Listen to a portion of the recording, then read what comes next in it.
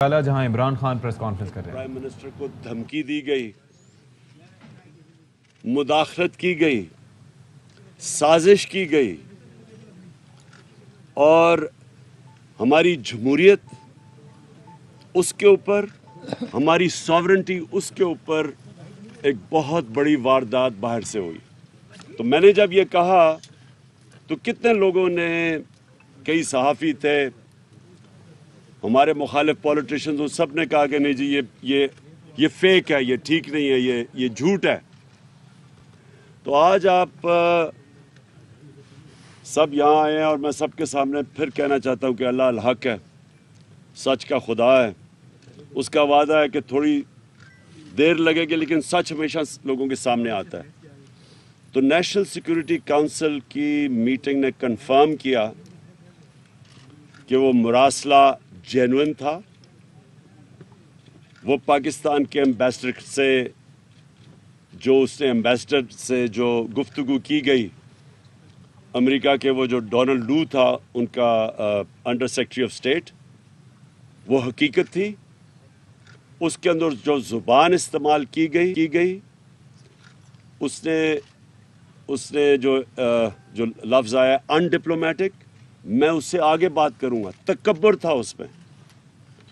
یہ Joe Biden administration کے official نے جس تکبر کی زبان استعمال کرتے ہوئے کہا کہ جناب اگر آپ عمران خان کو پرائم منسٹر شپ سے ہٹائیں گے نہیں، نو کانفیڈنس کی ووٹ کے ذریعے، اور ابھی یہ یاد رکھیں کہ نو کانفیڈنس کی ووٹ جو ٹیبل نہیں ہوئی تھی نو کانفیڈنس اسمبلی میں، اس سے پہلے یہ میٹنگ ہوئی ہے، اور اس نے دھمکی دی کہ عمران خان کو اگر آپ نہیں ہٹائیں گے تو پاکستان کے لیے آئسولیشن ہوگی، عمران خان کو آئسولیٹ کریں گے، ملک کے لیے مشکلات آئیں گی۔ اور اگر پھر یہ دوسری چیز کہ اگر آپ عمران خان کو ہٹا دیتے ہیں تو معاف کر دیا جائے گا۔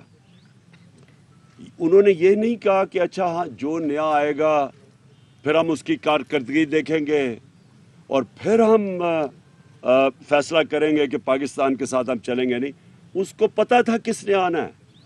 یہاں سے سازش کا پتہ چلتا ہے کہ عمران خان کو ہٹاؤ اور پھر پاکستان کو معاف کر دیا جائے گا۔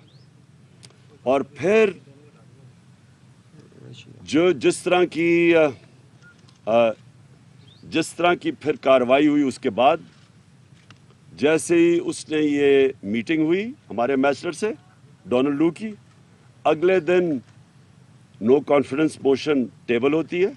یہ سب چیزیں کنفرمڈ ہیں، کل نیشنل سیکورٹی کونسل کی میٹنگ میں یہ ساری چیزیں واضح ہیں کیونکہ ڈیٹ لکھی ہوئی ہے مراسلے کی کہ کب تھی۔ ہم سب کو پتہ ہے کہ نو کانفیڈنس کس دن ٹیبل ہوا۔ اس کے بعد ہم تماشا دیکھتے ہیں کہ ہمارے ایلائز بھی ایک دم بولنا شروع کر دیتے ہیں، اور جو ہمارے ایم این ایز ہیں ان کو بھی یاد آ جاتا ہے ایک دم کہ جناب حکومت حالات اچھے نہیں ہیں۔ تو میں آج یہ بھی پہلے واضح کرنا چاہتا ہوں کہ پاکستان کے جو حالات تھے معاشی، جب یہ نو کانفیڈنس موشن جو ٹیبل کی گئی ہے، 11 سال میں سب سے کم پاکستان کا کرنٹ اکاؤنٹ ڈیفیسٹ تھا، یعنی جس کی وجہ سے ہم آئی ایم ایف کے پاس جاتے ہیں۔ میں اپنی قوم کو سمجھانا چاہتا ہوں، مسئلہ یہ ہوتا ہے کہ ڈالرز کی کمی ہو جاتی ہے پاکستان میں۔ جب ڈالرز کی کمی ہوتی ہے، روپے پہ پریشر پڑتا ہے، روپے گرنا شروع ہو جاتا ہے، اس لیے آئی ایم ایف سے ہم ڈالرز لینے جاتے ہیں۔ تو جس میں ڈالرز کے ملک میں آنا اور ملک سے جب باہر جانا ڈالرز ہے، جس پہ سب سے کم خسارہ تھا وہ اب تھا، 11 سال کے بعد سب سے کم خسارہ تھا۔ ایکسپورٹس ریکارڈ، تاریخ میں سب سے زیادہ ایکسپورٹس، باہر سے اوورسیز پاکستان نے ریکارڈ ریمیٹنسز سب سے زیادہ، ہماری ٹیکس کلیکشن یعنی ملک کی جو آمدنی بڑھ رہی تھی لوگوں پہ خرچ کرنے کی، وہ تاریخی سب سے زیادہ۔ 5 ہماری فصلیں ہیں کیونکہ 60% لوگ کسان ہیں، سب سے تاریخی سب سے زیادہ پیداوار، اس کے علاوہ ان کو قیمتیں بھی سب سے زیادہ ملی، یعنی خوشحالی بھی دیہات میں سب سے زیادہ آئی۔ اور اس کے علاوہ انڈسٹریل پروڈکشن، دیکھیں جب ایک قوم کی जब उसकी दौलत में इजाफा होता है, जब उसकी इंडस्ट्री बढ़ती है। तो इंडस्ट्रियल प्रोडक्शन हमारी टेक्सटाइल एक्सपोर्ट्स रिकॉर्ड के ऊपर, उस वक्त के ऊपर ये हमारे खिलाफ साजिश की गई, और तब से अब तक देख लें कि रिजर्व भी नीचे जा रहे हैं, रुपए के ऊपर भी प्रेशर पड़ा हुआ है, एक पूरा मुल्क में अफरा तफरी का माहौल बन गया है जिससे इकॉनमी इफेक्ट होती है। तो तब हमारे जनाब, हमारे जो एलाइज थे, उनको भी याद आ गया कि हालात अच्छे नहीं है जी, हुकूमत से वो खुश नहीं है, और हमारे ये जो लोग जिन्होंने हमें छोड़ा, ये भी इन्होंने भी इकट्ठे करने शुरू कर दिए सिंध हाउस के अंदर। तो मैं जो आज चाहता हूँ कि अब तो ये वाजे हो गया ना कि जो मैं कह रहा था वो सच है। अब नेशनल सिक्योरिटी काउंसिल ने कंफर्म कर दिया कि जो मैंने मीटिंग करवाई थी मेरी सरबराही में, उसके वो ठीक उसके मिनट्स थे, यानी उसमें जो उन्होंने कहा था कि फौरन बैरूनी मुदाखलत हुई है, वो ठीक हुई है। ये भी कंफर्म हो गया। ये भी कंफर्म हो गया कि जब हमने इन सबको बुलाया था नेशनल सिक्योरिटी काउंसिल की मीटिंग के बाद के पॉलिटिकल हेड्स आके मिले, हमारे एलाइज आके मिले, क्योंकि मुझे पता था कि ज़्यादातर लोगों को समझ नहीं है, अनजाने में साजिश का हिस्सा बने हुए थे। लेकिन मुझे इतना भी पता था कि लंदन में बैठ के उसने पूरी साजिशें की बैरून मुल्क के साथ, और यहाँ जो छोटा भाई था वो पूरी तरह मुलव्वस था और जरदारी पूरा मिला हुआ था, क्योंकि वो साजिश बाहर की कभी कामयाब हो ही नहीं सकती जब तक आपको अंदर मीर जाफर और मीर सादिक ना मिले। ये मिले हुए थे साथ। तो जब हमने नेशनल जो पार्लियामेंट की नेशनल सिक्योरिटी कमेटी की मीटिंग बुलाई, तो इन्होंने बॉयकॉट कर दिया, क्योंकि शहबाज शरीफ को पता था कि मुरासला जेन्युइन है, क्योंकि ये तो बड़ी देर से इनसे मुलाकातें कर रहे थे। तो मैं ये आज चाहता हूँ कि सुप्रीम कोर्ट को कि आपने जिस वजह से डिप्टी स्पीकर कौमी असम्बली ने जो उसने इसको एक्सेप्ट नहीं किया था इनको, और उसने कहा था कि मुदाखलत हुई है, और उसे अपने ओथ के ऊपर स्टैंड लेते हुए एडजर्न की थी मीटिंग असम्बली की। मैं ये चाहता हूँ कि सुप्रीम कोर्ट को अब वो करना चाहिए जो तब करना चाहिए था। तब उनको कम से कम, अगर स्पीकर ये कह रहा है कि मेरी ओथ की खिलाफ वर्जी, यानी मेरी ओथ कहती है कि आप खुददार पाकिस्तान की खुददारी के लिए स्टैंड करोगे, पाकिस्तान की सॉवरेंटी के लिए स्टैंड करोगे, तो वो दोनों मुतासर होती थी इससे। तो तब उनको सुप्रीम कोर्ट को इसके ऊपर इन्वेस्टिगेशन करनी चाहिए थी, बजाय उसकी रूलिंग हटा देनी, क्योंकि जिस चीज़ के ऊपर रूलिंग उन्होंने हटाई है वो तो इन्वेस्टिगेट की नहीं। और इसलिए मैं अब चाहता हूं कि सुप्रीम कोर्ट के अंदर ओपन हियरिंग हो इसके ऊपर। हम कोई कैमरा हियरिंग नहीं मांगते, हम ओपन हियरिंग मांगते हैं, क्योंकि ये इतनी बड़ी वारदात हुई है एक मुल्क की सॉवरेंटी के ख़िलाफ़, हमारी आज़ादी के ख़िलाफ़। ये इतनी बड़ी वारदात की गई है जो कि इनकी हुकूमत ने भी अब साबित कर दिया। तो इसके ऊपर इसलिए मैं आज अपने सुप्रीम कोर्ट को कहता हूं कि आपकी ओपन इसकी हियरिंग करें।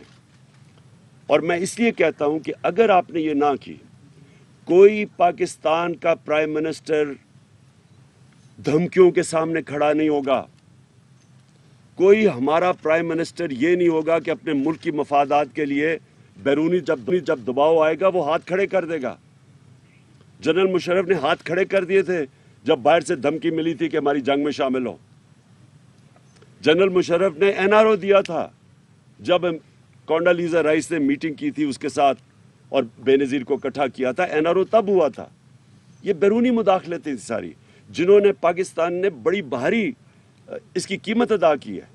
80,000 लोग मरवाए, अपने मुल्क को तबाही, खुदकुश हमले हो रहे हैं चारों तरफ, कबायली इलाका उजड़ गया, 100 अरब डॉलर से ऊपर कौम का ज़ाया हो गया, वो एक धमकी की वजह से। और जब इकट्ठा किया कोंडालीजा राइस ने बेनज़ीर और मुशर्रफ को, तो एनआरओ दिया, उससे 4 गुना पाकिस्तान का कर्जा बढ़ा। तो आज अगर अपनी सॉवरेंटी के लिए हमारे इदारे नहीं खड़े होंगे, हमारा सुप्रीम कोर्ट नहीं स्टैंड लेगा, इसके ऊपर सही माने में इन्वेस्टिगेशन नहीं करेगा, तो हमेशा के लिए पाकिस्तान के वज़ीर आज़म सरबरा धमकियां बर्दाश्त नहीं करेंगे। वो अपनी कुर्सी बचाने के लिए हाथ खड़े कर देंगे जैसे पहले होता रहा।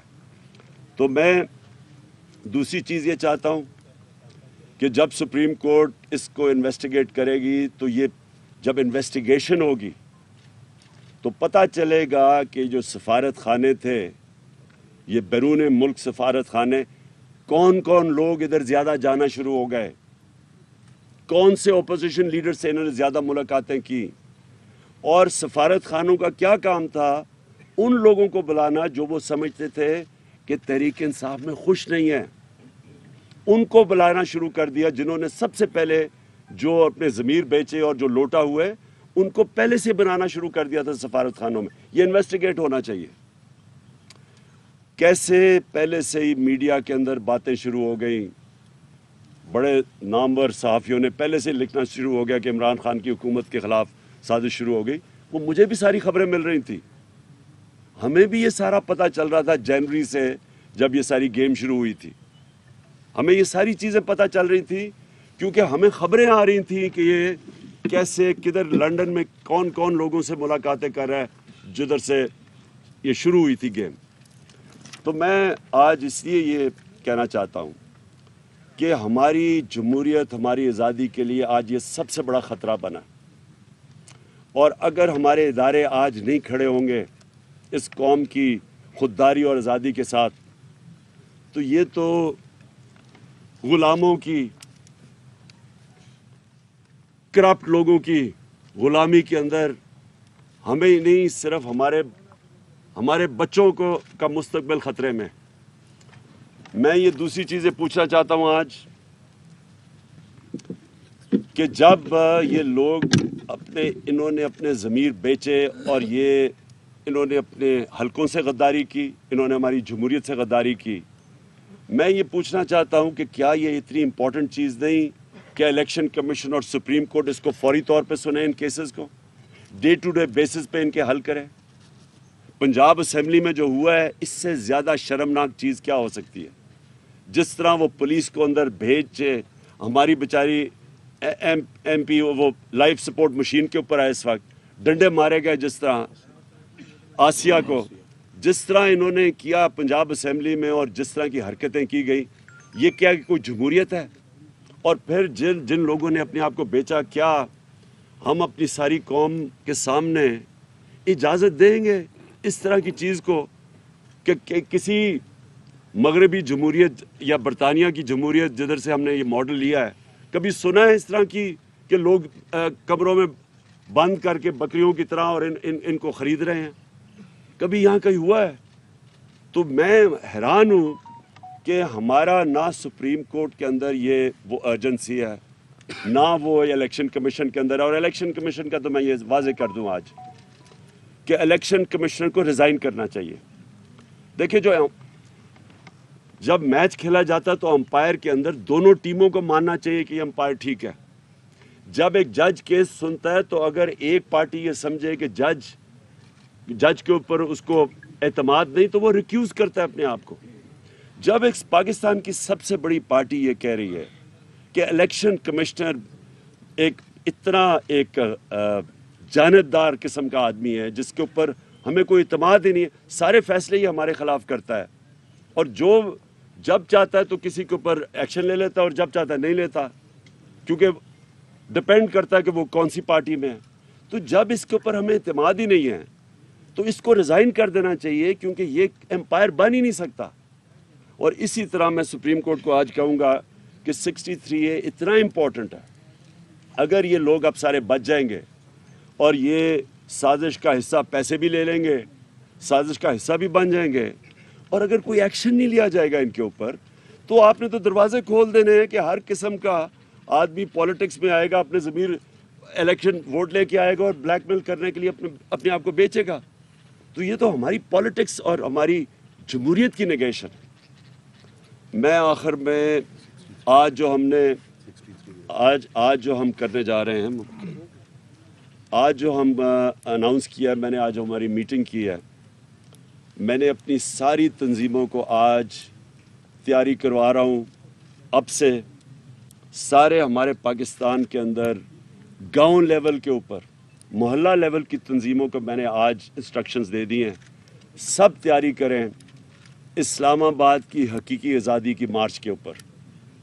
یہ میں ڈیٹ دوں گا ان کو، لیکن میں تیاری ابھی سے کروا رہا ہوں، اور انشاءاللہ یہ اتنا بڑا یہ عوام کا سمندر آئے گا اسلام آباد کی طرف، کیونکہ میں نے کبھی قوم کے اندر اس طرح کا شعور نہیں دیکھا جو آج ہے ان کے اندر. کبھی ایسے نہیں ہوا کہ 3 سب سے بڑے وینیوز پشاور 4 وینیوز، پشاور، اسلام آباد، کراچی اور لاہور، سب سے بڑے وینیوز جو یہ 11 پارٹیز اس کا چھوٹا سا حصہ بھی نہیں کوئی بھر سکتی، وہ چند دنوں کے اندر سارے وینیوز کے اندر اس طرح کے کراؤڈ آئے ہیں، کیونکہ عوام میں شعور آ گیا ہے. لوگ بیداری آ چکی ہے. لوگ سمجھ بیٹھے ہیں کہ اس قوم کے ساتھ کس طرح مذاق ہوا ہے، اور جس طرح کے لوگوں کو انہوں نے ہمارے اوپر مسلط کیا ہے. یہ پاکستان کی تاریخ میں کبھی بھی ایسے نہیں ہوا کہ اتنے زیادہ کرمنل لوگ، ضمانت پہ لوگ، تقریباً 60-70% تو جو کیبنٹ بنی ہے وہ ضمانت پہ لوگ ہیں. جو یہ پرائم منسٹر بھاگا پھر رہا ہے ادھر ادھر، جس طرح یہ سوائے فیتے کاٹنے کا اور اس کو پتہ ہی نہیں ہے. اس سے سوال یہ پوچھا جائے کہ 40 ارب روپے کے آپ کے اور بچوں نے کیسز کے جواب دینے ہیں. 40 ارب روپے ایف آئی اے میں اور نیب میں کیسز ہیں اس کے. کیسے ہو سکتا ہے کہ یہ اب بیٹھ کے ایف آئی اے کے اوپر پہلے تبدیلیاں کروائے گا؟ یہ کسی دنیا میں سنا ہے ایسا؟ یہ پہلے تبدیلیاں کرائے گا لوگوں کی، اپنے لوگ بٹھائے گا، پھر جس طرح ریکارڈ جلتے تھے وہاں ایل ڈی اے میں جو انہوں نے لوٹ مار کی تھی لاہور میں، اسی طرح وہ ریکارڈ کو ٹیمپر کریں گے. یہ کہیں دنیا میں نہیں ہوتا. اور یہ کیبنٹ ای سی ایل کے اوپر 60-70% لوگ ہیں، ای سی ایل پہ بھی ہے، ضمانت پہ بھی ہے. یہ کہاں دنیا میں ہوتا ہے؟ اور ویسے میں کہہ رہا ہوں کہ مجھے بھی ای سی ایل پہ ڈال دیں، کیونکہ میں ویسے ہی باہر نہیں جانا چاہتا. لیکن ان کو اتنا خوف کیوں ہوتا ہے باہر جانے کا؟ اس لیے کہ پیسے باہر پڑے ہیں، جائیدادیں باہر پڑی ہیں، پاکستان کو لوٹتے ہیں. پیسہ جب اربوں روپے کا بنتا ہے تو وہ بستر کے نیچے نہیں آتا، اس لیے اس کو باہر بھیجنا پڑتا ہے، دگنا نقصان کرواتے ہیں. تو میں نے اپنی ساری پارٹی کو آج کہہ دیا کہ ہماری موومنٹ شروع ہو جائے. ہر گاؤں محلے میں اپنی تنظیموں کو میں نے آج میسج پہنچا دیا، اپنی سارے M N As M Ps کو بتا دیا کہ اپنے لوگوں کو تیار کریں، اور میں انشاءاللہ کال دوں گا اسلام آباد کی حقیقی آزادی کی بات. اور چلو پہلے جن عدالتوں نے رات کو 12 بجے اس ڈر سے عدالتیں کھولی کہ آپ کوئی آئین کی خلاف ورزی کرنے جا رہے ہیں، جن عدالتوں نے 68A کی آپ کی پٹیشن جو ہے اس کو عید کے بعد ڈیفر کیا، اور حمزہ شہباز کی جو بطور وزیر اعلیٰ بننے کی پٹیشن تھی اس کو فوری طور پر نپٹایا، ان عدالتوں سے آپ دوبارہ جوڈیشل انکوائری کی درخواست کر رہے ہیں، تو کیا آپ ان کے فیصلوں کو آپ مانیں گے؟ اچھا، میں ایک اور چیز بتا دوں کہ 27ویں رات کو انشاءاللہ ہم شب دعا کر رہے ہیں. اس رات کو ہم سب دعا کریں گے، سارے ہمارے جدھر بھی، میں پاکستانیوں کو کہہ رہا ہوں، میں صرف اپنی پارٹی کو نہیں، لوگوں کو کہہ رہا. اور اس لیے ہم کریں گے کہ یہ حقیقی آزادی کی جو ہماری مارچ ہے اس کو اللہ کامیاب کرے. میں جو آپ کا سوال ہے، دیکھیں ہمیں اپنی عدالتوں کو اور اپنی عدلیہ کو مضبوط کرنا چاہیے. ہمیں ان کے اندر کانفیڈنس رکھنا چاہیے. عوام جو ہوتی ہے، عوام بھی ایک بہت بڑا پریشر ہوتا ہے امر بالمعروف کا. عوام بھی کہتی ہے سب کو کہ سیدھے اچھائی کے ساتھ کھڑے ہو، برائی کے خلاف کھڑے ہو. ہمیں بھی اپنی عدالتوں کو کہنا چاہیے کہ آپ کے سامنے ہے کیا 63A، یعنی کہ جن لوگوں نے اپنے آپ کو بیچا ہے اور بے شرمی سے بکے ہیں، اور جنہوں نے اپنے حلقوں سے اور جمہوریت سے غداری کی ہے، کیا ان کے لیے عدالتوں کو فوری طور پہ ڈے ٹو ڈے ہیئرنگ کر کے ان کے کیس نہیں سننے چاہیے؟ آپ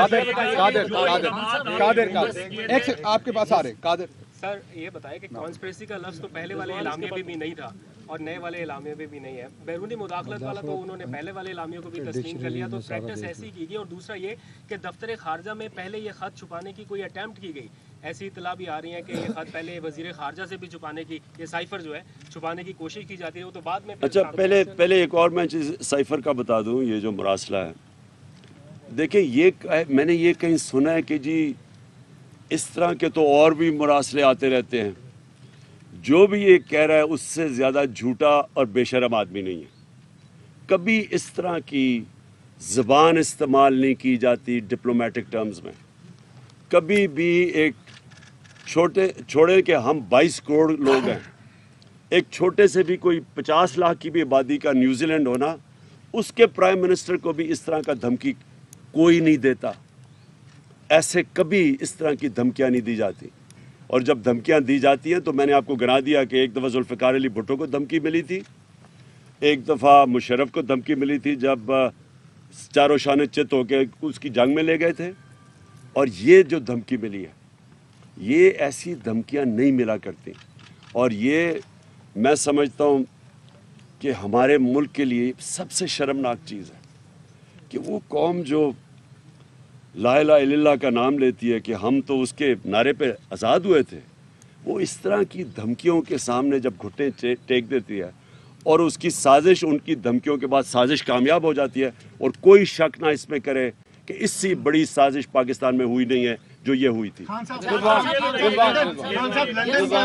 लंदन में नया पाकिस्तान बन रहा है सर, 2 दिन से मुलाकातों का सिलसिला जारी है, इस पे जरा कमेंट करें सर। बस मैं यही कह रहा हूँ कि देखें ना, जब आपके अंदर कोई शर्म ही नहीं होती कि पहले आप 20 साल लोगों को कहते हैं कि जरदारी कहता था वो नवाज शरीफ करप्ट है, वो कहता था वो करप्ट है, पेट फाड़ के पैसे निकालने थे और वो इनकी तकरीरें सुनने पहले, और कोई शर्म ही नहीं है। बस असल में ये बात नहीं है, ये लोगों को भेड़ बकरियां समझते हैं। इनको कोई शर्म ही नहीं आती कि इतने यानी आप किसी को चोरी का कह के और इतने बड़े और उनके साथ फिर बैठे और गवर्नमेंट भी बना लें, बंदर बांट भी कर लें, और फिर स्वाय इनके ख़ानदान के नज़र ही किसी को ना आए, सारे ख़ानदानी ऊपर आके बैठ गए हैं। यानी इनके अलावा कोई किसी में इनकी पार्टीज़ में अकल नहीं है। ऊपर आके ये बैठ जाते हैं, वहाँ बाप इधर बैठ गया, बेटा उधर तैयारियाँ क्या रहा है। यानी और कोई नून लीग को 35 सालों में नहीं मिला सिवाय ये बाप बेटे के, और दोनों के अंदर दोनों ज़मानत के ऊपर है, 40 अरब के दोनों के मिला के केसेस है, तो कोई इनको नहीं मिलता। और उसी तरह दूसरी तरफ चले जाएं, वो उसको बेटे को छोड़ा हुआ है, वो बस वो उर्दू अंग्रेज़ी में इकट्ठी बोलता है, उसको कोई आज तक पता ही नहीं है कि मैं ये कर दूंगा, मैं लात मार के गिरा दूंगा। ये लोगों के हाथ में अगर ये मुल्क पकड़ा रहे हैं, इससे बड़ी साजिश क्या है?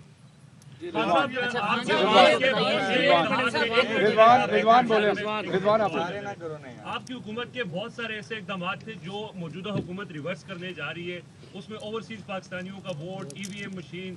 अब जब हुकूमत में वो बैठे हैं, उनके पास पार्लियामेंट में कानून साजी का भी इख्तियार है, फिर आगे ये भी कहा जा रहा है कि शायद कुछ सीटों पर वो ज़िमनी इलेक्शंस करके कोई इस तरह के भी चीज़ें करें। तो इस सारी सूरत हाल में आपका लायामल क्या होगा कि वो ऐसे इकदाम जो आपकी हुकूमत ने किए थे उनको रिवर्स ना किया जाए? सर इसमें ज़िमनी ले लें कि इलेक्शन कमीशन की जानिब से आपकी पार्टी को के खिलाफ जो फॉरेन फंडिंग केस है उसमें और बिलखसूस आपके ऊपर कोशिश करें नाअहली के हवाले से, क्या कहिएगा? Thank you sir. देखिए, मैं आखिरी जवाब देता हूँ क्योंकि मैं चाहता हूँ कि आप मुरासले को सामने रखें।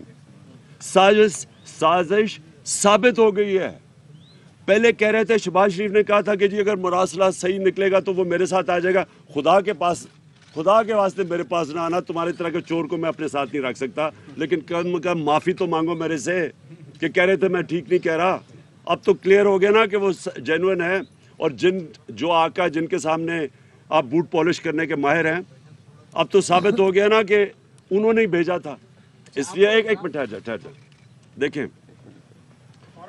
देखें मैं आपको दोनों चीज़ों का पहले बताऊं। देखें, EVM मशीन्स का हमने क्यों कहा था? EVM मशीन्स का जो अगर आप सारी जुडिशल कमीशन 5 हफ्ते की बैठी थी सुप्रीम कोर्ट के अंदर, ओपन हेयरिंग हुई थी उसमें, अगर उनकी जितनी भी सुप्रीम कोर्ट ने 30-40 तजवीज़ात दी थी, अगर आप उन सबको देख लें तो उसमें से एक नतीजा निकलता है कि अगर आपने इलेक्शन बेहतर करवाना है, EVM मशीन ले आए। ये जुडिशल कमीशन का निचोड़ था। सारा जो फॉर्म 15 नहीं है, 16 नहीं है, रिकॉर्ड कीपिंग नहीं है, इस सब का जवाब एक में था। रिजेक्टेड वोट्स सबका एक है कि अगर आपके पास EVM मशीन हो, ये सारा मसला हल हो जाता है। नंबर 1, ओवरसीज पाकिस्तानीज यहाँ 31 अरब डॉलर उन्होंने भेजा पाकिस्तान, हमारी दौर में सबसे ज़्यादा पैसा भेजा है। ये पाकिस्तान का सबसे बड़ा असासा है। टोटल IMF से पैसा मिला है 6 अरब डॉलर, 31 अरब डॉलर उन्होंने भेजा है। हम उनको या पूरी साजिश के तहत हम रोक रहे हैं उनको वोट देने के लिए जो उनका हक होना चाहिए? तो ये जब दो चीज़ें करेंगे, ईवीएम मशीन और ये, इससे क्या साबित होगा? पाकिस्तान की जमहूरियत को नुकसान। ये जो माफियाज बैठे हुए, जो सिस्टम समझ बैठे हैं कि कैसे इन्होंने सिस्टम को चेंज करके धांधली से इलेक्शन जीतना है, ये वो होगा। हम कोशिश कर रहे हैं फ्री एंड फेयर इलेक्शन की, इनकी कोशिश है कि वो पुराना तरीका, आरओ को पैसा खिलाओ, नीचे से स्टाफ को पैसा खिला दो, वो जनाब जाली वो वोटें डाल दो, ये और फिर इन्होंने वोट्स बनाई हुई हैं हर हल्के के अंदर, जाली वोट्स। ये सारा कुछ ख़त्म हो जाता है ईवीएम मशीन से, इसलिए ये उसको ख़त्म करना चाहते हैं। खान साहब, एक इल्ज़ाम है